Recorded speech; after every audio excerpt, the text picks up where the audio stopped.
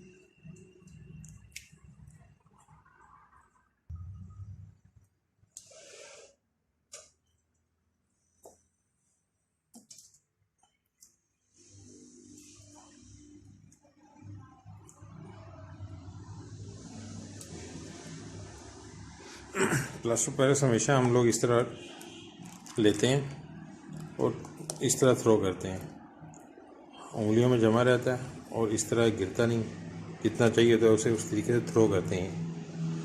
ये कभी भी इस तरह तो नहीं उठा सकते आप ना। प्लास्टर पेरिस फेंकने का तरीका ये है कि आपने इस तरह उंगलियों में लेना है अपनी आखिर में, और उसके बाद ये आहिस्ता आहिस्ता फेंकते जाएंगे, इसे हवा लगती जाएगी और ये हार्ड होता जाएगा। ये हमारा वही पहला प्लास्टर पेरिस है जो सबसे पहले डाला है हमने।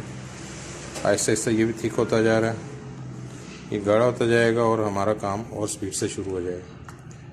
पहले इसके ऊपर से ड्रिप कर रहा था सारा प्लास्टर पेरिस, क्योंकि पतला था, गीला था, मट्टी पे भी पानी लगा हुआ था, और अब ये अपनी शेप में आना शुरू हो गया। अब मोल्ड बनने के प्रोसेस से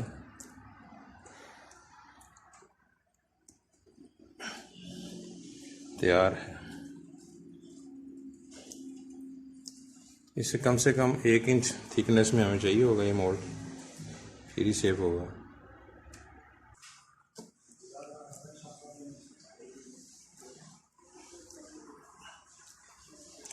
यही अगर ज़मीन पे पड़ा होता, लेवल पे होता, तो ये जल्दी बन जाता।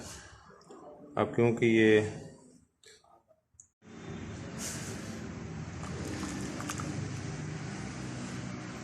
चुना है ना प्लास्टर पेरिस